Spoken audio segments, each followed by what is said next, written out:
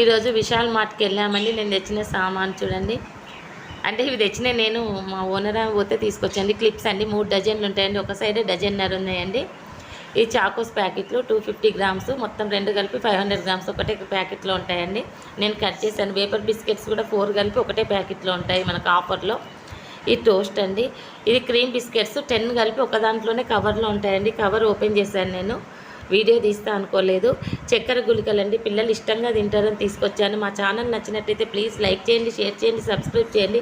Birds వీడియోలు కూడా రెగ్యులర్గా వస్తుంటాయి మీకు. ఇదేమో జ్యూస్ అండి. జ్యూసు 1.5 లీటర్ కన్నా ఎక్కువనే ఉంది. 2 లీటర్స్ లోపల 100 రూపీసే.